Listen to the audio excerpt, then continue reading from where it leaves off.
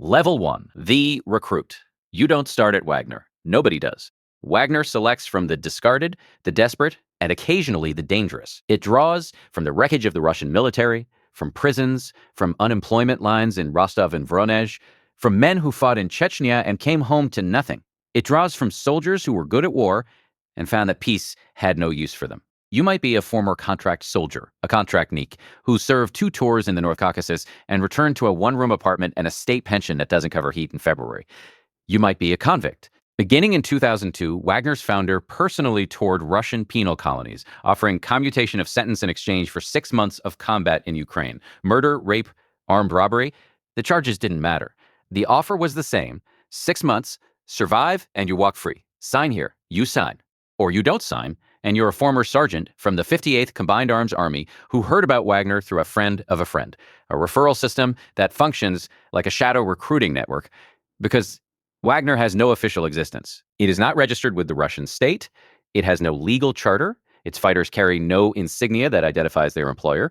In the eyes of Russian law and international law, Wagner Group does not exist. The men who fight for it are officially private citizens engaged in unspecified activities abroad. You show up to a staging area outside Molkino in Krasnodar Krai, home to a Russian special forces base that Wagner has co-located with for years. Nobody greets you with a speech. Nobody tells you what you've joined.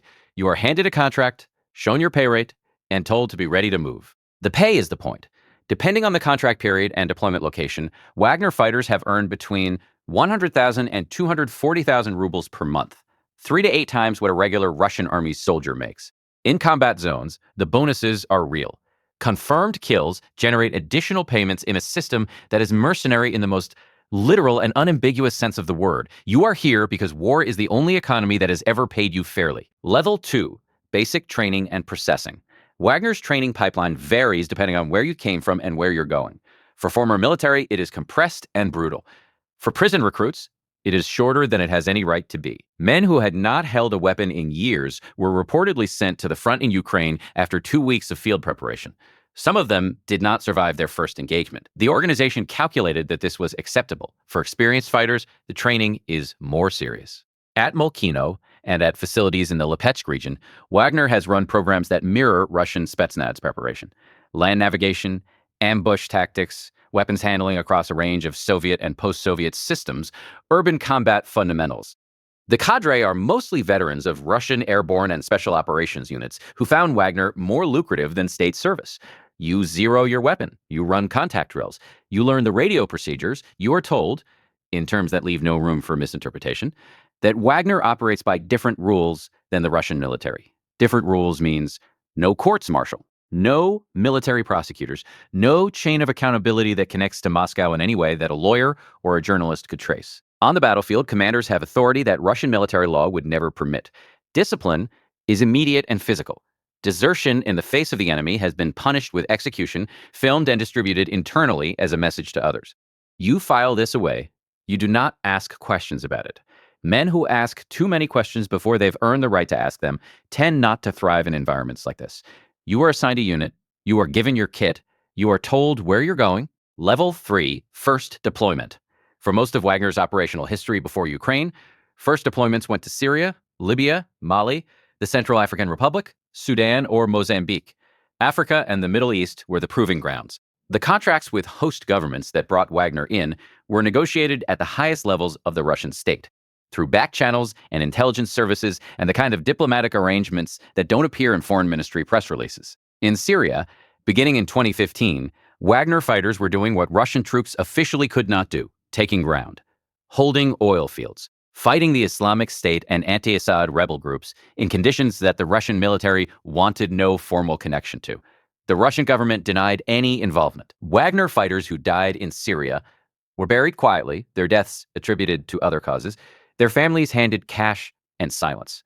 Your first deployment is to the Central African Republic. The government there is collapsing under pressure from armed coalitions, and Russia has offered support in the form of advisors. The advisors are Wagner. You are training car army units in tactics during the day. At night, your unit is conducting operations that the training mission provides cover for, targeting rebel leaders, extracting intelligence, securing mineral concessions that will eventually route through shell companies back to people in Moscow whose names you will never know. The locals call you Les Russes. You operate in civilian clothes much of the time. Your weapons are sterile, serial numbers removed. If you are captured, Russia will not acknowledge you. If you are killed, your death will not appear in any official accounting of Russian casualties abroad. You learn the texture of deniable war. It is the same as acknowledged war, except smaller in scale, longer in duration, and entirely invisible to the world outside the jungle you are standing in. You do your job, you rotate home, you sign another contract. Level 4, Ukraine and the industrial grinder. Everything changes in February 2022. Wagner's role shifts from specialized deniable operations in failed states to something that has no precedent in modern private military history. Wagner becomes a frontline combat force in a major conventional war on European soil, eventually fielding an estimated 50,000 fighters, a formation the size of several army divisions, fighting for control of Bakhmut, Soledar, Popasna, and a string of towns in eastern Ukraine whose names become synonymous with attrition warfare at its most brutal. Bakhmut becomes the defining event. Wagner throws men at Ukrainian defensive lines in human wave assaults. The tactics are deliberate and mathematical in a way that removes any pretense of valuing individual fighter lives. A position is identified, fighters are sent, they die. More fighters are sent, they die or they advance. The process continues until the position is taken or until the expenditure becomes unsustainable. The prison recruits are particularly used in this way, sent in first waves without adequate equipment or fire support, their deaths clearing minefields and drawing defensive fire that maps the Ukrainian positions for the assault elements behind them. You are not a prison recruit. You are an experienced fighter who has been to Kar and Syria. That distinction matters inside Wagner's internal hierarchy, even when it means nothing to the artillery round that doesn't check credentials before it lands. You operate in assault squad formation, 8 to 12 fighters. Your objective is a trench line or a building or a tree line, and the distance between your start position and that objective is measured in meters that each cost something. Ammunition, time, men. The Ukrainians defending these positions are fighting for their country, and they are well supplied, and they have drones, and they have artillery, and they know the ground. Every assault is a negotiation between what you're carrying and what they're putting into the air between you and them. You have been in combat before. You have not been in combat like this. Syria was not like this. Kar was not like this. This is industrial. This is the First World War wearing 21st century equipment. You survive Bakhmut. 12 men in your squad do not. Level 5, the experienced fighter. 2 years in, multiple deployments, you are among the men Wagner rotates back to training roles between combat cycles, which serves two functions, rest and knowledge transfer. What you learned in Ukraine is institutional knowledge, and Wagner is pragmatic enough to not want it buried in the Donbass with you. You instruct new recruits on drone warfare, on the specific tactics Ukrainian forces use that differ from what the training doctrine assumed, on the kind of small adjustments, moving at night, never using the same route twice, understanding what a drone's behavior tells you about whether it's surveillance or weapons capable, that kept you alive when other men died. Inside Wagner, experience buys you informal authority that no rank structure fully captures.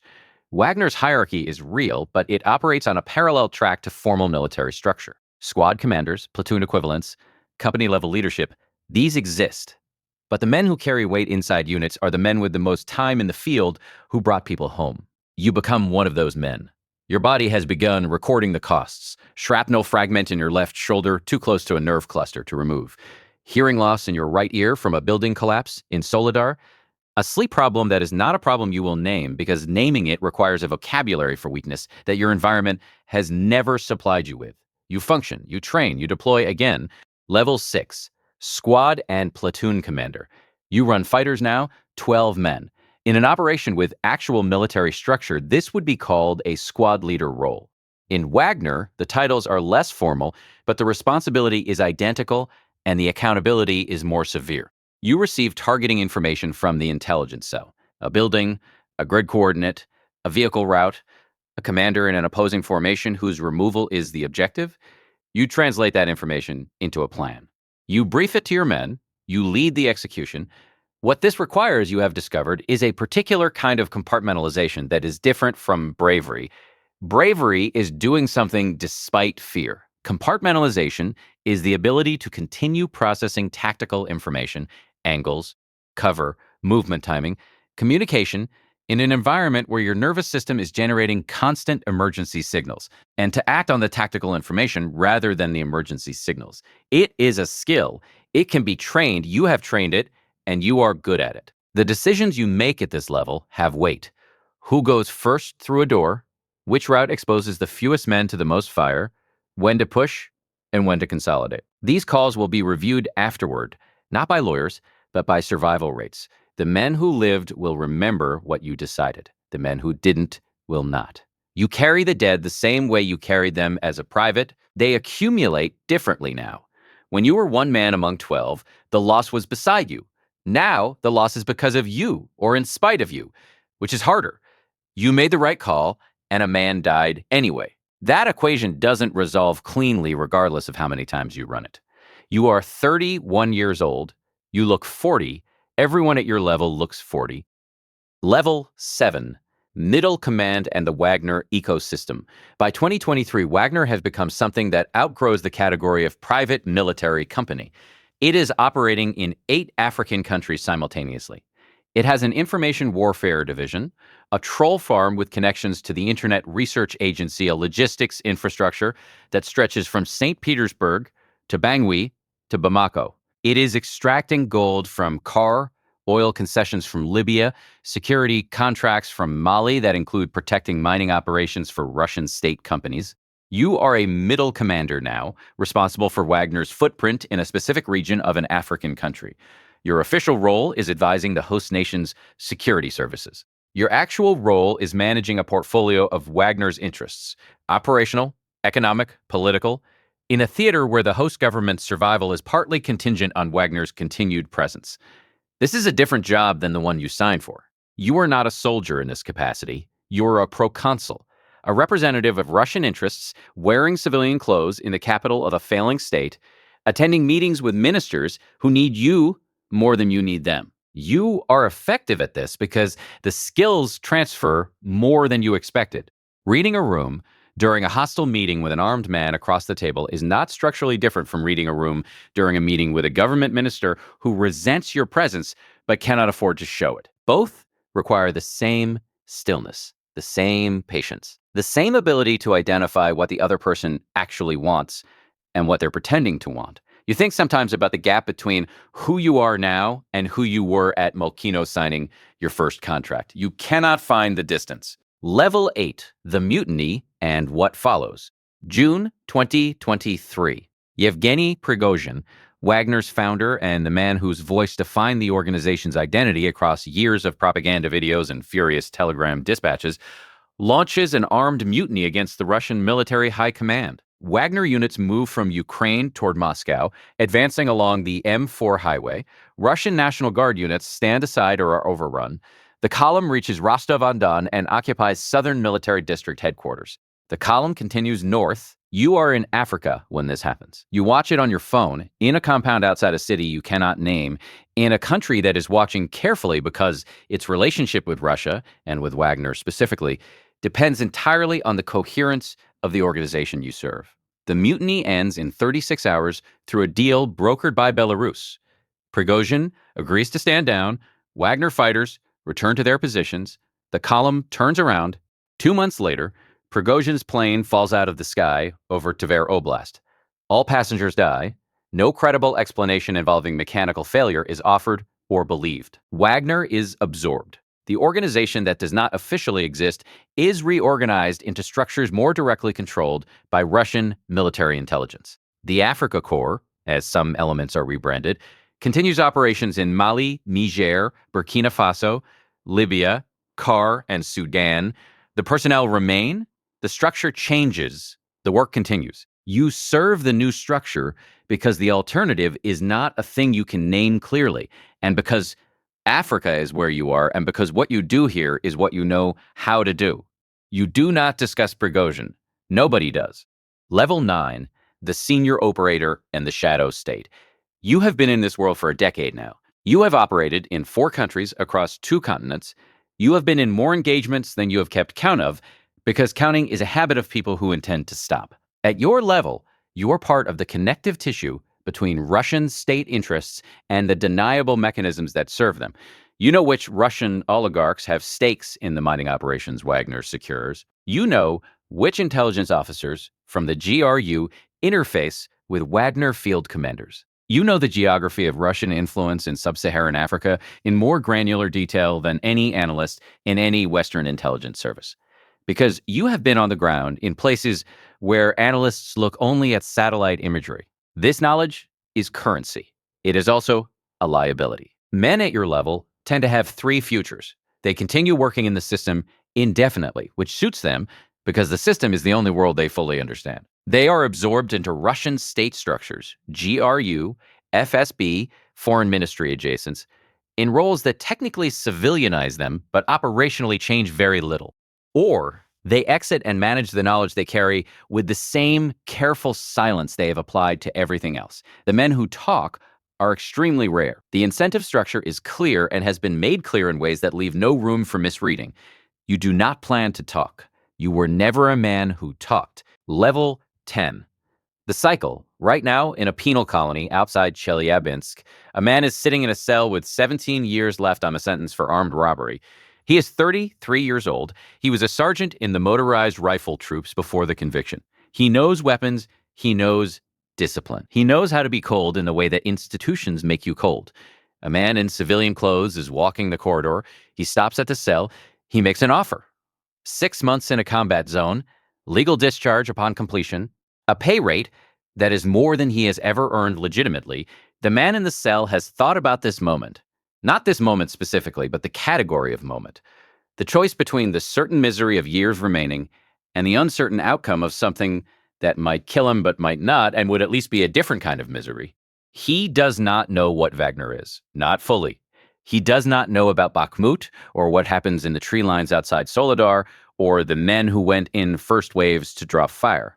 He does not know about Africa or the mining concessions or the ministers who resent the men they cannot afford to dismiss. He knows the offer. He signs. They always sign. The desperate ones, the soldiers, the men who find that their skills have no market in peacetime, the men who want to matter in the only language they have ever been fluent in, all of them sign. Wagner, or whatever it is called now, will take them. It will use them precisely as much as they can be used. It will discard them or not based entirely on the calculations of men they will never meet in offices they will never enter. And the cycle, which has no ceremony and no audience and no monument to mark the men it consumes, continues. It always continues.